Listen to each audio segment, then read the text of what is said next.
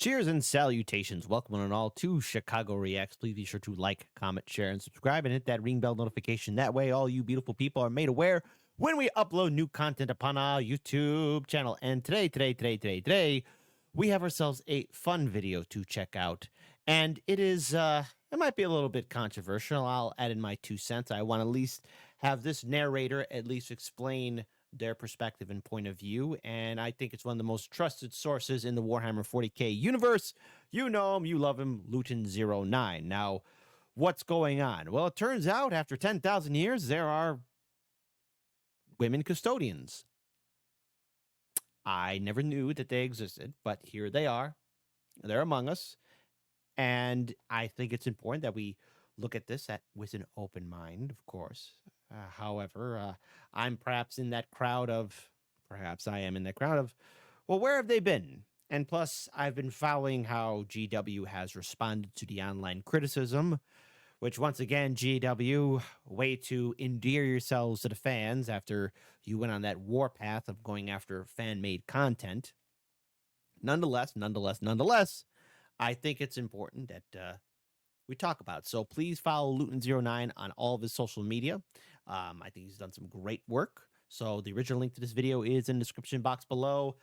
Let's try and keep the comments clean. I know that's a huge step to ask in this day and age in the internet. And just a side note, am I excited about this news about women custodians? There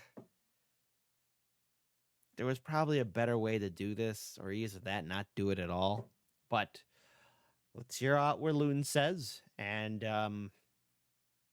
let's go from there. So grab yourself a tasty snack and a tasty beverage, and let's be respectful of each other's opinions, and be nice, because you're a beautiful community after all. In a 3, a 2, and an uno.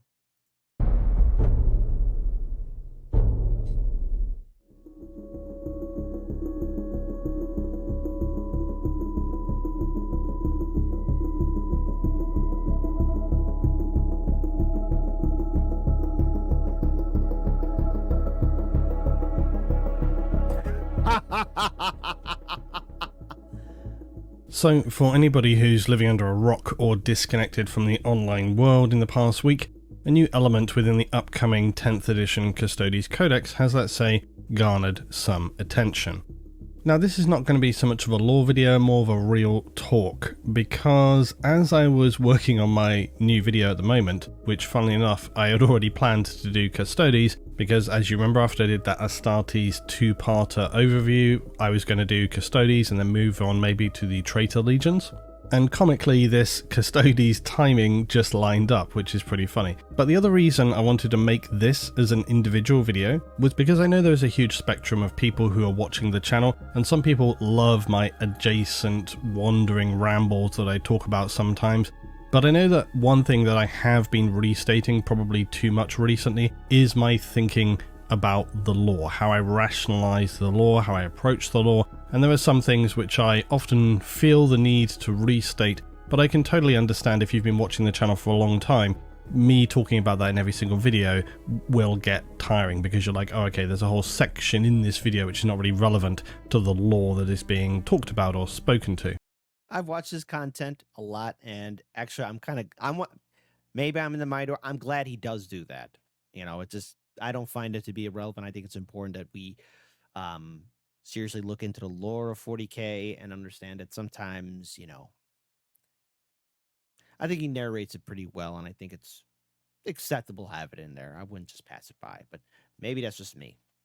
And so I want to try and do that a little bit less and maybe talk about it in a more condensed way, which is why, whilst I was working on the script currently for the next video, which is going to be Custodes, which I hope is going to come out this weekend potentially, I obviously realized that I need to speak to this issue that has come up with the Custodes. And as I was writing that section for the video, I realized that it really didn't fit in that video.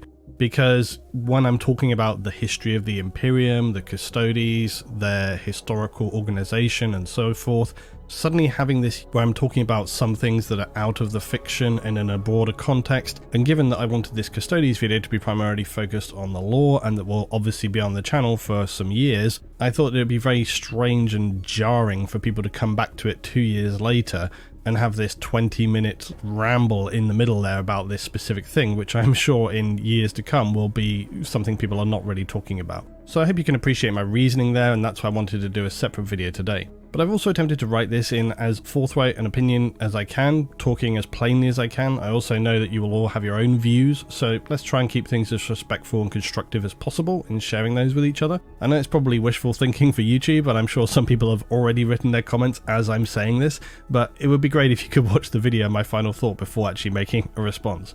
Now obviously what has come out in the newest 10th edition Custodes Codex for the tabletop is that it features a short story which references one Custodian Caladice Torovalia Kesh, which is quite a mouthful, as are indeed all the Custodes names. And that story itself is not significant particularly. It's a standard affair whereby Kesh is playing a blood game. These are games where Custodes run tests against themselves to attempt to penetrate or threaten the throne.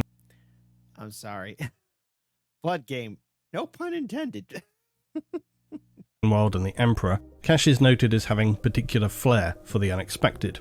The significant thing is that Kesh is a female Custodes. Obviously, people have been clamoring to try and forensically discover other references about this to prove that this is a thing and it hasn't just been clumsily crowbarred into the lore, and I've seen already many people gravitating to things like the reference in the Siege of Terror book 2 years previous to this, which is Echoes of Eternity. Now, I'm just going to quote that, where it states, "Sanguinius had never seen a spaceship before, not outside the fractal impressions of them that sailed in his waking dreams. This one, sitting on the desert plain with its golden armor baking in the sun, had the suggestion of vulturishness. It was a thing of power and efficiency, blunt and brutal. Fire made it fly, not any notion of grace. Figures clustered around the craft's landing legs, where the ship's great metal claws gripped the radiation-soaked dust of the wasteland. These men and women were plated in the same gold as the ship, rendered upon their bodies with painstaking artistry. My father's guardians, Sanguinius thought. And what a thought it was. Not only that a being such as his father required guardians, but that he had a father at all." So obviously the key word that people are looking at there is the reference of men and women, essentially suggesting that the Custodes that are present there are men and women, and that that is a reference. Now, personally, I still find that to be quite vague, because... That is. And look... What about the Sisters of Silence? What about the Sisters of Battle? You know, the Battle Sisters. You know, I mean, he just said his father's guardians, and not. Oh, there's men and women who are my father's guardians, because he could have been referencing the Sisters of Silence, or either that. Maybe there's just some random captain who's a woman just there. Whatever. Anyways. Because I've seen some saying they're surprised that this one slipped through the cracks and that people didn't notice it earlier. I do think that's surprising that nobody mentioned it before, but it might possibly because it's a pretty vague reference. And what I mean by that is that this could have also referenced some members such as the Sisters of Silence and others like the Prosecutors and the Witch Seekers, which also wear gold armor and accompany the Custodes, and if they're out on a mission to a planet, it makes sense that they would be there. They're all believed to have also originated and were being deployed since the beginning of the Crusade. Now, Sanguinius, incidentally, was discovered nearly 50 years after the engagement of the Great Crusade, so it definitely makes sense that they would be present. Anyway, my point is that it's not such a clear-cut example as people might think, and I'm trying to stay away from what people feel is the lore and speak to this in terms of what the actual lore is that we know. Now, one thing that is the lore is that until recently the Custodes were referred to as the Brotherhood of Demigods. And when I say referred, I mean multiple times in all caps right at the start of their codex, which is pretty strong and a strange choice of wording if you're describing a fellowship of custodians that also contains members of the opposite sex, and likely why in the new 10th edition codex it is changed to frame them as a gathering of demigods. As I've said so many times before, unlike many other verses, the lore of 40k is by its nature more vague, fluid, open to change, So just because something was never mentioned previously does not mean it could not have been so. And that's just how it is, whether you like it or not. However, as I literally just said on the previous video, there is a pretty strong caveat to that, which is you don't take a singular reference and then declare everything prior is retconned, or at least not in my opinion, because this is not how I personally approach the lore of 40k, or indeed how I believe it should be approached. Look, to the audience, to the more look, I love Warhammer 40k, but I do know that in our Discord community, and let's keep it clean. Let's keep the comments as nice as we can, because I'm pretty sure there's some people who just don't care, some people who are indifferent, and some people who are raging right now. And I'm pretty sure, I'll add in my 2 cents about how GW responded via social media. But when from the best of my knowledge, since 1987, the Custodians were viewed as a brotherhood, that they were men. If I'm wrong on that, please just politely, everyone, let's just talk about it, because I really am proud of our community and what we have built here for Chicago Reacts. But that's how it's been referred to. Now, unless there's something missing, okay, I do hope the Games Workshop is able to right its way or correct itself in many ways, and acknowledging, okay, if there were women custodians, what are they doing? Where are they at? And if you've never heard me say this before, it's not anything new that I'm coming to. I have been consistent about that for more than a few years, maybe even close to a decade now, in how I approach the 40k lore. And again, it's like we talked about recently with Rogel Dawn. For me, something has to be restated, reaffirmed many times before it's considered a definable part of the lore in a permanent sense. And that's not at all because I'm obtusely resistant to change. It's just that it's a necessity due to the vague fog of truth paired with the suffocating levels of propaganda and distortion that we allowed to see the lore of 40k through the lens of. Now, I've also given my opinion about the lore and how I see it so many times now, it doesn't warrant me continually restating it. So like I said, from here on I'm going to try to do that less often in videos. But essentially, the more of those small references you can accumulate, the more you can lean towards something being at least perceptibly considered as part of the material lore. Now, I've also noted previously that generally speaking, Codex material, in my opinion, tends to lean a little more reliably in speaking about whatever faction it relates to. Because, quite obviously, it doesn't make a lot of sense that it would be actively throwing confusion into a book that's specifically about that faction. Then, as we know, also, Custodes are not Astartes. This is a confusion that some people will make. The process to create a Custodes begins far earlier than an Astartes, where Astartes are usually adolescent, where Custodes are more likely little more than babies. The process for creating Custodes is extremely unknown, secret, involves far more advanced genetic manipulation. It is not just implanting a gene seed as is seen with the Astartes.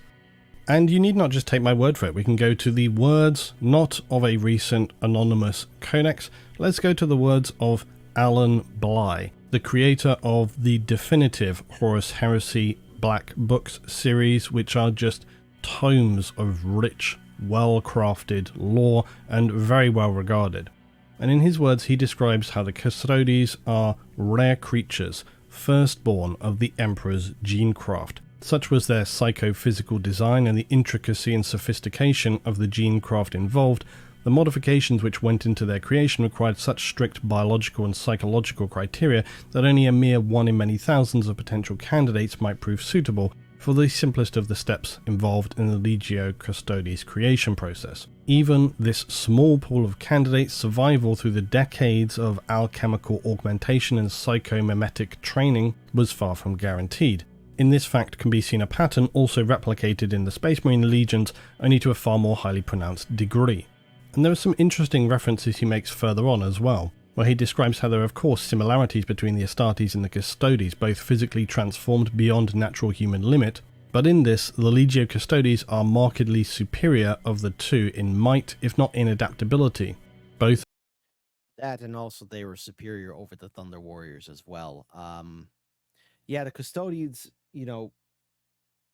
from what I'm familiar with the lore, not only are they the Emperor's guardians, but they're capable of such feats. And not to mention, look, the Emperor of Mankind can handle himself, you know, pretty well. He is obviously the more superior being in regards to his Primarchs and the Custodians and the Primaris Marines and Space Marines, of course. Um, but the Custodians, think about what they have to face off against. You know, everyone talks about the Grey Knights, but the Custodians have to deal with all the eldritch terrors that would try and maybe come after the Emperor, be it, you know, denizens of the warp or hostile Xeno factions, and yes, maybe even advanced human societies during the time of the Great Crusade. There were a lot of people who wanted the Emperor dead and probably had maybe some rare relic of a weapon or some kind of power that would oppose a risk to him. And of course, the Custodians would have gladly laid their lives on the line for the Emperor. And in comparison to the Space Marine, it's kind of understandable how they're able to cut through them so easily. Case in point, when the Custodians were handing out the Primaris gene seed to various Space Marine chapters, and in one story, and maybe somebody knows the name of it, but they confronted a Space Marine chapter in which it was having, I guess, a rebellion of sorts towards the Imperium, and there were a couple of Space Marines from that chapter that weren't aware that their brothers betrayed them, and they tried to negotiate with one custodian, and he cut down like 3 or 5 of them at a blink of an eye, and that was that. Are subject to extensive psychological and cognitive conditioning and are physically and mentally reworked to render most of their baser drives inert and their beings rechanneled towards aggression, goal acquisition and the fulfillment of duty, and as a further safeguard against distraction and as a biological control, both are of course incapable of procreation. That's actually stated. The idea being that what is left are beings of a singular purpose. In the case of the Legiones Astartes, what is created is a living engine of conquest that cares for little else, and in the Custodian Guard, each is created a protector of unrelenting diligence and savage capability, a watchman whose vigilance will never tire. But he also says what differs truly between the two is not just their functional purpose, but the extent of their augmentation and the means by which it is accomplished. It describes how the process through which the Astartes are fabricated from a human is well enough documented in its outline, though its details are of course still secret by the parties involved in the process. But what's interesting is where he explains that genuine facts about the manner in which the Custodians are created are very few, even within the hands of the Imperium's hierarchy. Hey, look, everybody, a round of applause at 11:20, right there. There's Kitten, our Kitten. Or at least the caricature of Kitten. Why do you have to die? Spoilers if you don't know what I'm referencing. This is because, as with all else about the Custodian Guard, it is a matter for the Imperial household alone, and that authority is one none may gainsay or question. What is known is, as I described, that they begin the process in late infancy, which stands in contrast to the Space Marines, whose implantation is only possible after adolescence and best served before full maturity. And I think this is where you come to the most key element at all written in the Heresy book series by Alan Bligh, where he says this may link to a second of the few known facts about the creation of the Legio Custodes, that the gene craft and alchemistry that transforms them is as absolute as it is subtle, and worked upon the smallest conceivable microscopic level of their genome and cellular structure. It is a process that affects such change on the mortal human form that when complete, unless they suffer such massive bodily harm as to forcibly end their lives, they are effectively immortal without perceptible aging taking place after full maturity. What creates them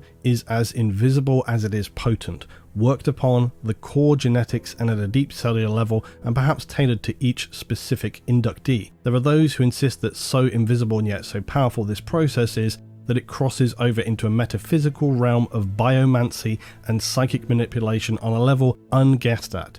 Given that it is said that the Emperor himself has overseen the creation of every single Custodian Guard who ever lived, this may well be true. Now, people often speak about, well, what happened, of course, after the Emperor was put on the throne in terms of the creation of new Custodes, and the answer to that is, we don't know. It's very secretive, but obviously they do replenish their numbers.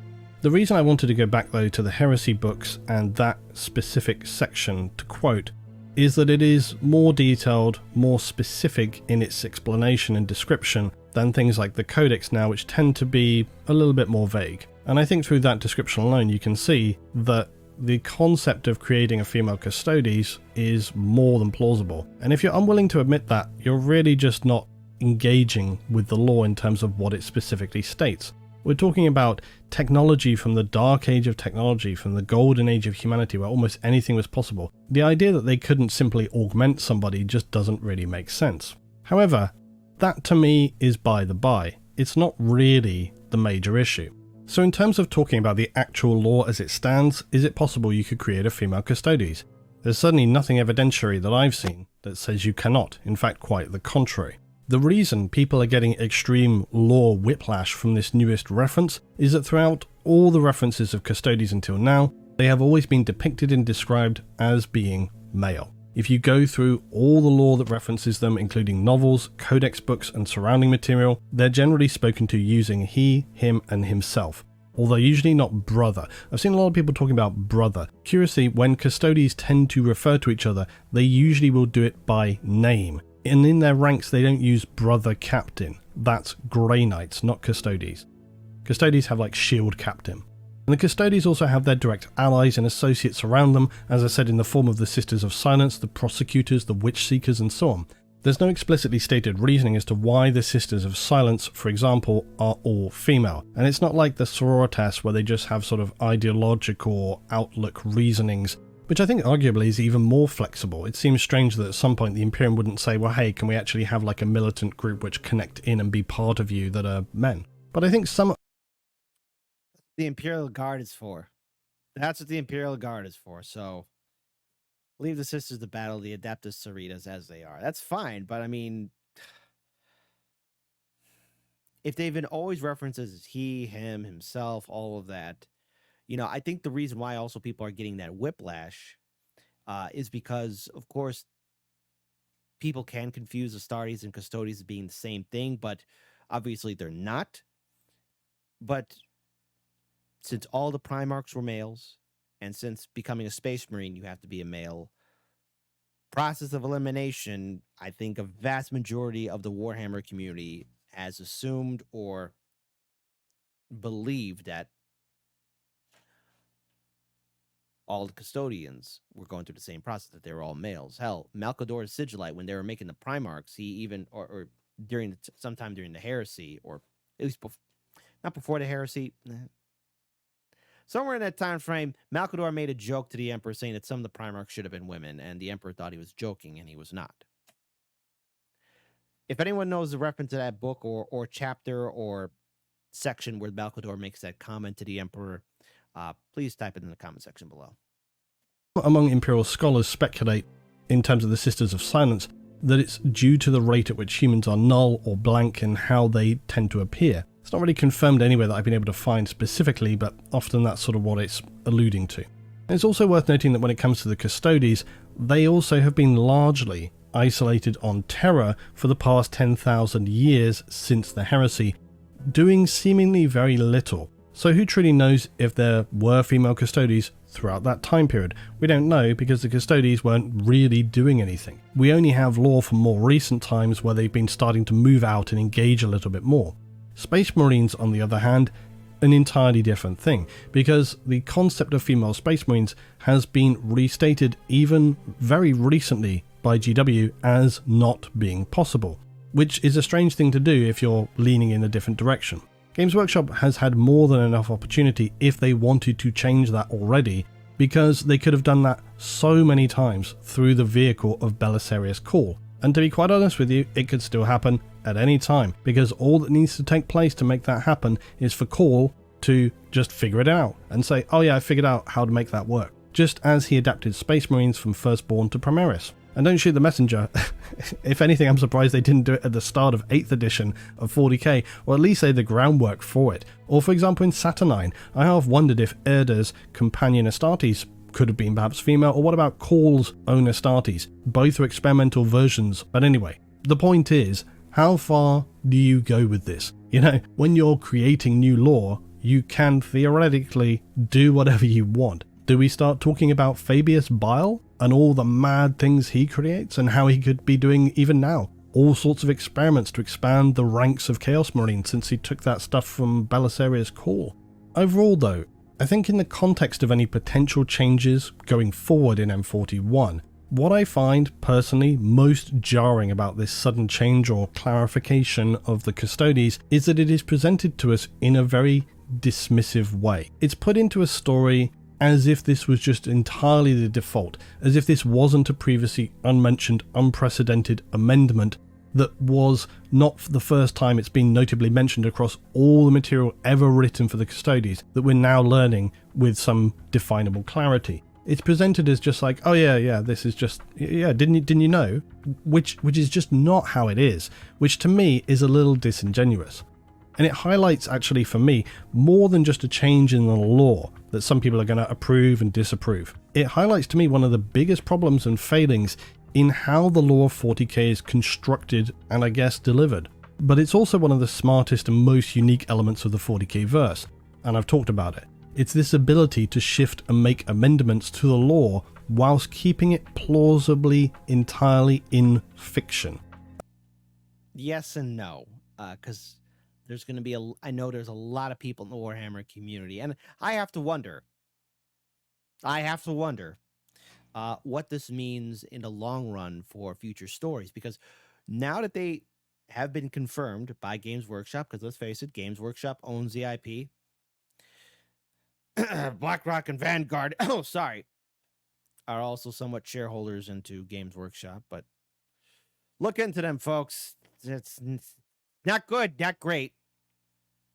But all right, what about their feats of strength? What have they done? Where have they been? I feel like this kind of diminishes the characters, who they are, what they represent. And okay, well, where were these women? Where were they? Unless let's say we have all the Custodes before us, and let's be generous here. All right. Maybe 95% of them are male, 5% of them are women, okay? Or is it at, let's say, 90% are male and 10% are women? What did that 10% of the Eternal Guardians of the Emperor do? What are their feats? What are their stories? Since they're here now, what have they done? And maybe this is just me doing a rant on this, but I feel like with the inclusion of women custodians, is this just a way to try and make I hate using a term like a Mary Sue or a girl boss kind of character, because there have been a treasure trove of women characters in Warhammer 40k that have shook the foundations of that universe, be they Imperial Titan pilots, knights, members of the Adeptus Sororitas, the Sisters of Silence. You have women who are part of the Adeptus Mechanicus. You have Imperial Guardsmen, women who rose to the low rank of guardsmen all the way up to generals or planetary governors and lord commanders and fleet admirals. You've had rogue traders. We've had a lot of women in positions of power and be protagonists in their own right, be assassins. We had a woman assassin kill a Primarch, Conrad Kurz. Like, that is a badass character, and she wasn't a custodian. She took out a Primarch, in theory. Right?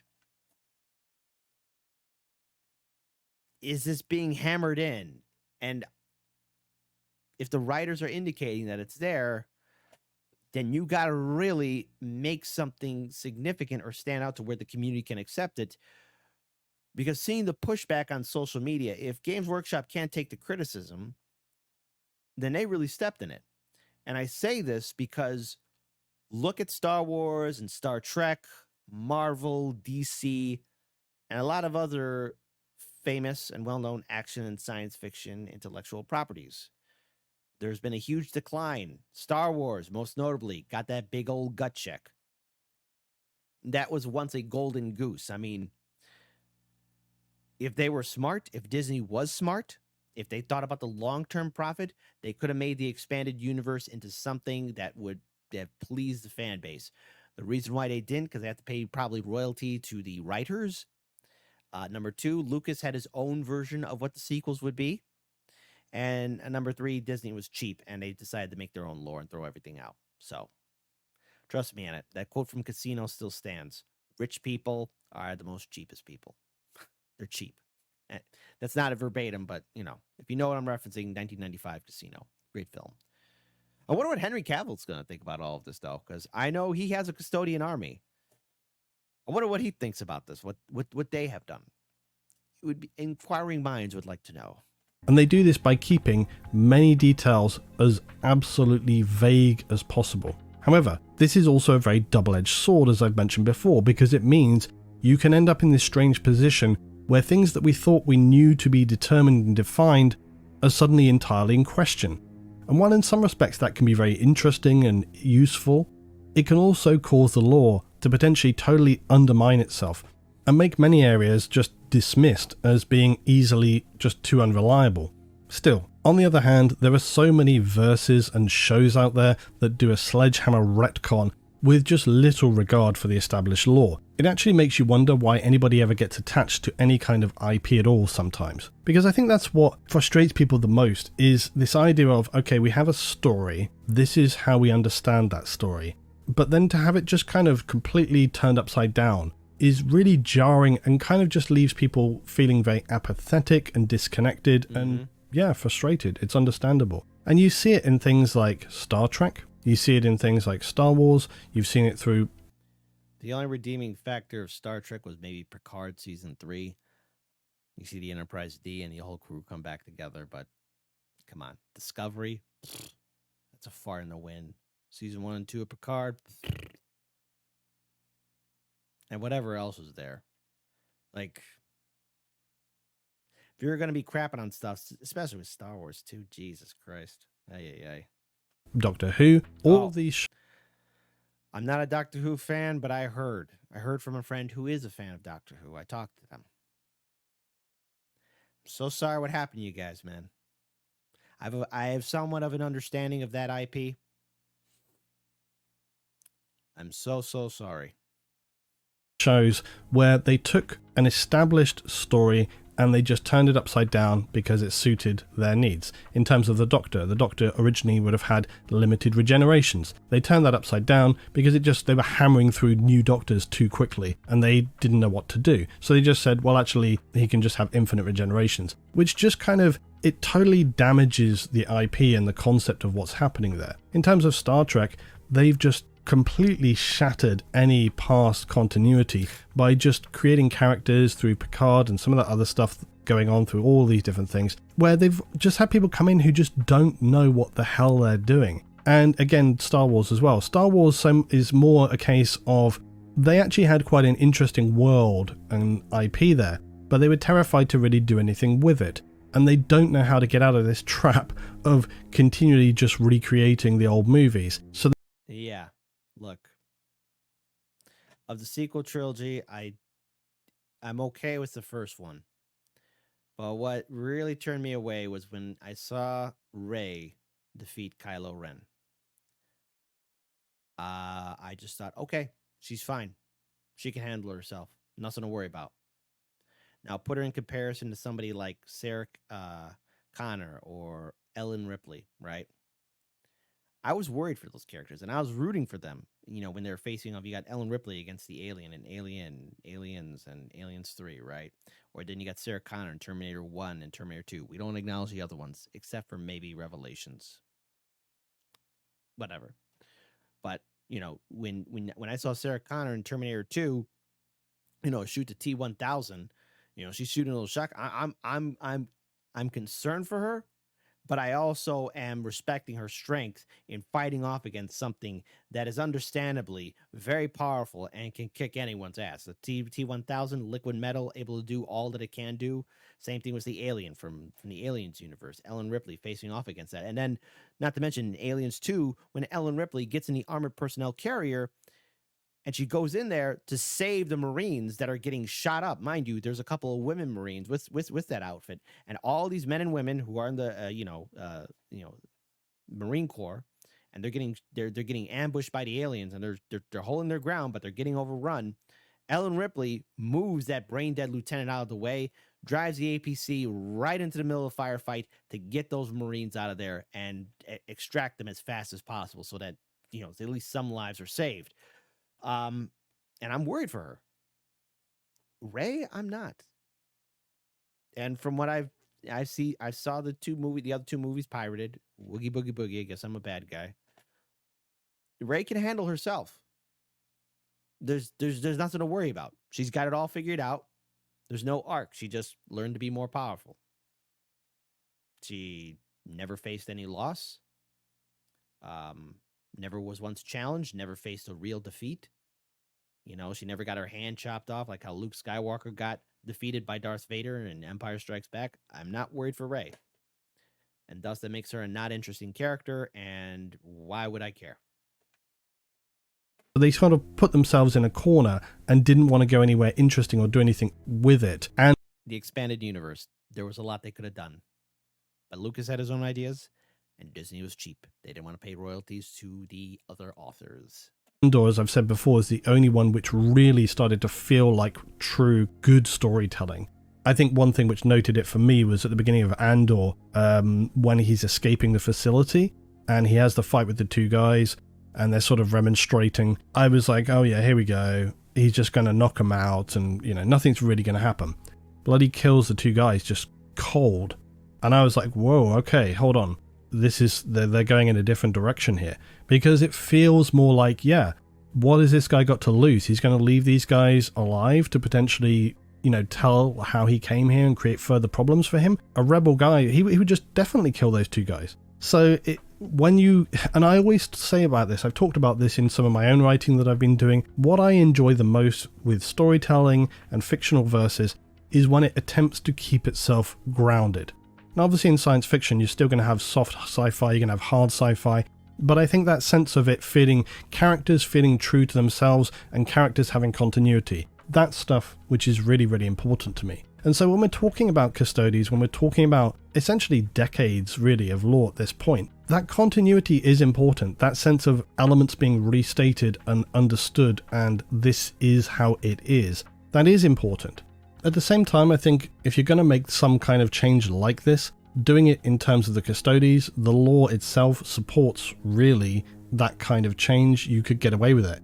It's just extremely jarring because why? And also the fact that it's been never mentioned ever before. It just feels very grating, and it's strange to me that people will go to such hard work and creative world building lengths over such a long period of time to then just turn around and decide, you know what, we're just going to completely turn that around and burn it. And I think any verse can handle like these kind of changes here and there, like we saw with Primaris before. But I think once you start going too far, like for example with Doctor Who, where they just said, you know what, the entire fundamental concept of what the Doctor is, we're just going to turn that completely upside down and trash all of the lore that stood. That has catastrophic consequences for an IP in the long term, and you definitely see people just abandoning a verse at that point. Yep, and especially when you have creators, producers, even some of the actors or actresses and directors and writers talking down to the fans, disrespecting them. Doctor Who, Star Wars, Star Trek. When people the reason why people invest in a lore is because it's escapism. They don't need the modern world in there. Like, I understand everyone wants to be inclusive. I get it.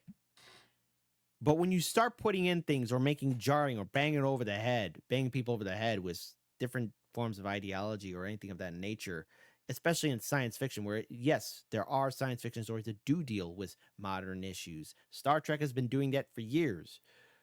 But there's a reason why people are turning away from Star Trek and Star Wars and Doctor Who. It's because it feels like we're being lectured to. And you have writers who don't care or respect the fandom. You have directors and producers and corporate CEOs who don't respect the consumer. You think people are going to keep on coming back to you if you keep on spitting in their face? You keep on slapping them around and disrespecting them? They're not going to come back. Which is why Doctor Who people, I am so sorry that happened to you. And I know I've occasionally sometimes pushed around or like, because we are going to be checking out more of Star Wars versus Warhammer 40K. So I apologize if for anything mean I've ever said, because now I feel like this is happening to Warhammer 40K. So I don't know how to feel about this. I mean, on the one hand, okay, but they could have done a hell of a better job introducing this to the people. This is doesn't add up. It doesn't feel like we were building up to it. Yes, the writers could say, "Oh yeah, we were giving subtle hints." Really? 10,000 years? Where have they been? 10,000 years. What have they been doing? Where were these women custodians? If the Emperor had text-to-speech devices still around, they'd be having a field day with this.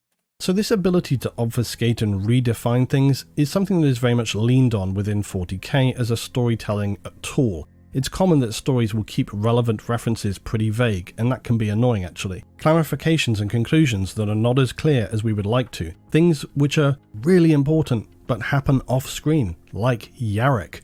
And I think, unfortunately, this is really a part of what you sign up for when you get into 40k. Because, and this is what I've said for a long time, some people, they want everything to be in a tidy, neat box. But it's why I've talked about it so often, and I steer clear of words like retcon, because in 40k some things change and some things stay the same. It does also mean sometimes you'll get these neck-breaking switchbacks, which really stirs the pot, and that can be good or bad. But the Primaris, again, something people were initially not at all happy with. Now, it's largely been accepted and is at most a grumbling annoyance.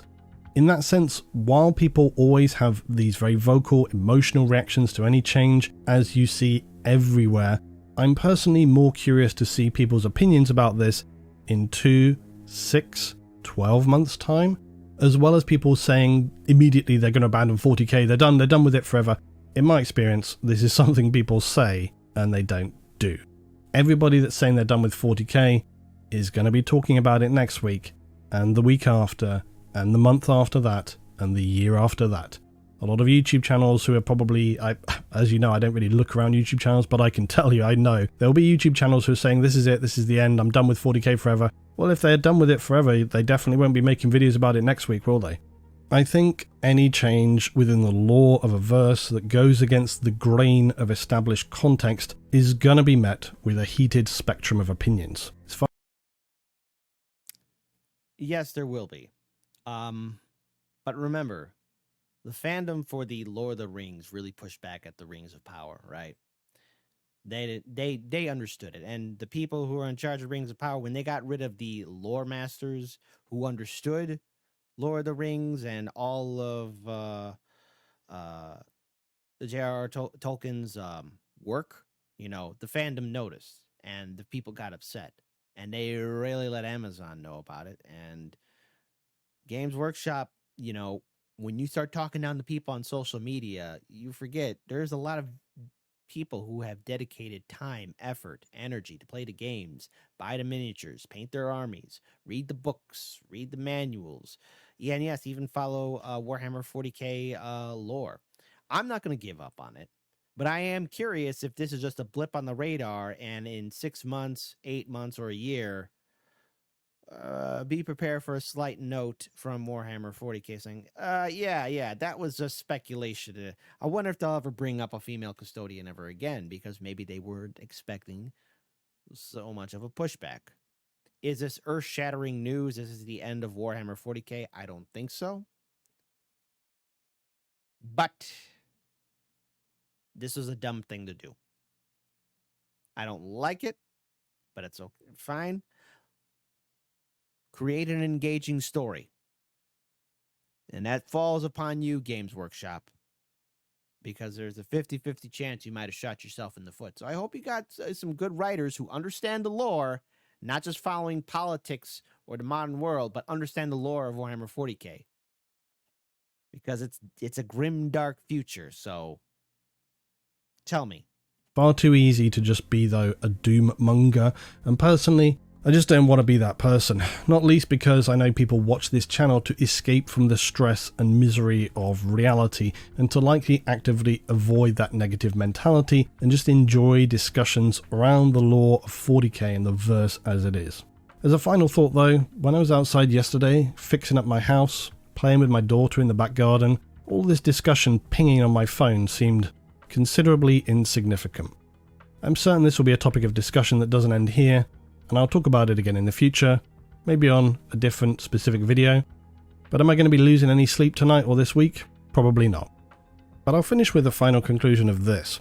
For the longest time, people have said to me, Lutin, what do you want to see in a 40k series, TV show, movies? How would they do it? How will they do that? When should they do it? Do you want it to happen? Don't mean to pause here. Sorry for the pausing, folks. I was in that crowd of 50-50. I don't want to see... I'm a little bit afraid if Games Workshop makes Warhammer 40k into the mainstream, because there's a lot of things in Warhammer 40k that ain't going to be all bueno. Matter of fact, there's going to be some things that are no bueno to mainstream audiences. Some things that cannot be seen, and some things that'll be very difficult to put on film. Some things to explain, and there's some things that modern audiences or just regular people wouldn't understand or really get shocked. Now, there's been a lot of great content out there. Shogun, huge fan of Shogun and Tokyo Vice. Hey, those are two shows that I've recently been watching. Love them both. And there's a lot of other great content out there too. But when it comes down to, Warhammer 40K, I don't know how I feel about it, because there's going to be people saying, well, how come there aren't any women space marines? Or how come it was the only emperor? Where's the empress of mankind? Or I apologize, Imperial Fists and Iron Warriors. You're going to have one producer or CEO or somebody, maybe from Amazon, who's going to have an Imperial Fist soldier in one hand, action figure in one hand, and Iron Warriors action figure in the other hand, and say, how come these two can't be friends? Let's do an episode of these two guys working together. If you don't think that conversation won't happen, and yes, it's a nightmare, because I know there's some diehard Imperial Fists and Iron Warriors fans out there. You know for a fact that some if that were to happen, that's a conversation that will be brought up. How come these two can't be friends? By the way, Perturabo digs holes. And I've often seen people get very excited saying, oh, this needs to happen, this needs to happen. They need to make these series and so on and so on and so on. Hey, look, be careful what you wish for. People have been pushing this idea that it needs to be this big IP, it needs to be movies, it needs to be shows. No. We've got the Henry Cavill thing coming up along the way. And the thing that... I'm curious to see how that is. By the way, Henry Cavill, if there's a character that's going to be eviscerated or ripped apart, like let's say there's a guardsman, I offer myself as tribute. Just throwing it out there. that I've always thought about is, hey look, once 40k hits that global mainstream level and it's engaging with a mainstream audience, there's going to be changes, because despite some shows going hard, like people have said, well, on Amazon, there are some shows which go pretty hard on the violence and so forth, that kind of thing. And Netflix too, you can see Netflix, they can go pretty hard on the violence. But is that where Games Workshop are going to be aiming at? Are they going to be aiming at gritty, bloody, visceral gore? I don't think so. I think they're going to be wanting to hit a much broader audience than that. And I think that means we're going to get very kind of 15 rated movie levels of violence. They obviously have other issues in the mix there as well. I'm pretty sure that at this point Games Workshop are wishing they never came up with the concept of Slanesh, because not only is it very difficult for them to really ever go near that in an on-screen sense if they really want to do it justice, they struggle, I think, to really go near it even in the books in terms of what they probably should be describing and illustrating. And in terms of chaos, actually, that's pretty true even across the board with the other chaos gods. And I've said this before when we've talked about, the very scattered references which really go pretty hard. Got things like that port keeper who gets twisted and turned around by Nurgle. The point is, there is some messed up stuff in 40k. And is that going to get converted across into the big screen? Are No. That's what I'm afraid of, too. people going to question it further down the line? I mean, Slaanesh is just problematic in so many levels. I think of in terms of what's coming down the line, in terms of shows, and the broader expansion of the IP into the global mainstream world. The kind of changes we're seeing here are so small compared to what potentially could happen. And we're not really talking about changes in the law necessarily either, but just in terms of it being dumbed down, sanitized, so that it is more palatable for a bigger audience. That's something which really concerns me more than specific changes like this.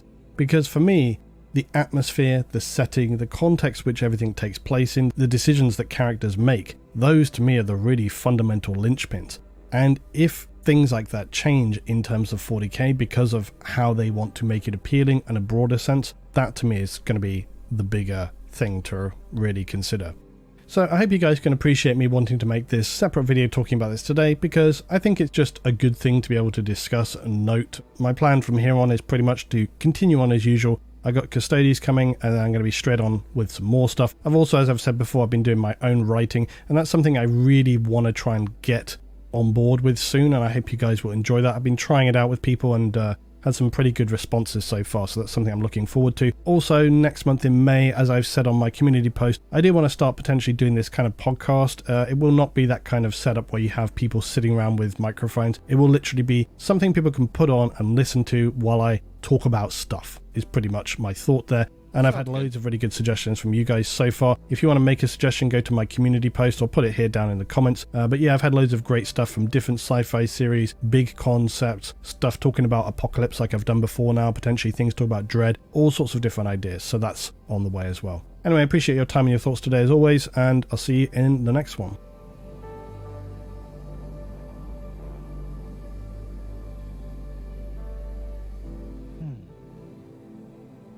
All right. So, what can we take away from this?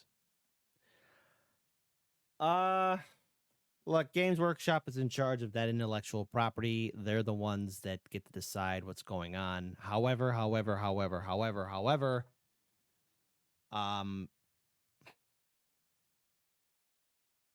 there's a lot that they could have done differently. And I think adding in the fact that women custodians are a thing should have been handled more surgically. Okay, they could have been more smart about it. They could have been more, I don't know, less aggressive on it. And not to mention the pushback that they got on social media, how they responded back to some of their most harshest critics, especially on Twitter, X. I like to call it Phoenix because that way you still, Elon, put me in the name game, okay? Because you would still have the blue bird, and then you could still call it X, Phoenix, and it'll be a fiery bird. Great merchandise. Anyways, I'm going off track.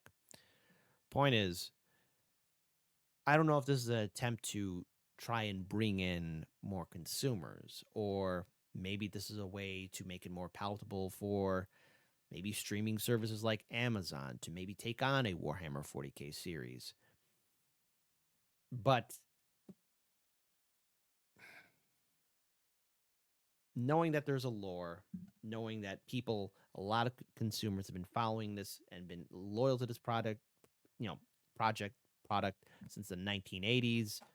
And plus there was written documentation that they are men, he, him, himself. Perhaps, Games Workshop should have thought of this a little bit more. Let's see what they do. I'm not going to give up on Warhammer 40k, but this isn't the first time where Games Workshop kind of was being a jagoff, a jerk, and giving a middle finger to the fandom. Never forget what they did to a lot of fan creation projects. Thankfully, we are seeing that come back. Maybe there's a second renaissance. Maybe Games Workshop realized, okay, let's lay off the fans. But then when you start lecturing the fans or not taking the fans' criticism about this decision and you start being a jerk, don't be surprised if people smack you around. Look at the tombstone of Star Wars. Look at this tombstone of Doctor Who. Look at this tombstone of The Witcher. Look at the tombstone of Star Trek and Marvel. Jesus Christ, look at Marvel. These were brands that were golden geeses that crapped out golden eggs all the time. Now they're just crapping out regular shite. And it's No one's watching it. No one's consuming it. No one's looking at it. No one's bothering to give it attention. Good luck, Games Workshop. But what are your thoughts? Are you okay with it? Are you indifferent to it? Or are you enraged and giving up on Warhammer 40K? I've seen some people say, "Hey, I'm no longer. I'm canceling my Warhammer Plus account." If the fans do push back, Games Workshop will probably listen, even though there's BlackRock and Vanguard. Google them, my friends. And a chill will come down your spine. But type your thoughts in the comment section below. I found this video by Luton to be very eye-opening and interesting. He gave his perspective. We'll see where this goes. All the best to him on his podcast. The original link to this video is in the description box below. And until then, all you hip cool cats, remember, the Emperor protects. I hope Games Workshop Warhammer 40K doesn't go down the path that led to destruction of Star Wars, Star Trek, and so many others. And let us not forget all the other brave women characters, both in the Imperium and, yes, Chaos, or is it that part of the Tau Empire, those who rose to various military ranks. There's the Adeptus Sororitas. There is the Sisters of Silence, women who became knights, women who became Titan pilots, women who rose to the rank of planetary governor or Lord Commander or General or Fleet Admiral or Rogue Trader or part of the Inquisition. Because there's plenty of badass characters there. Who knows? We'll see. Until then, drink water and take good care of yourselves and each other.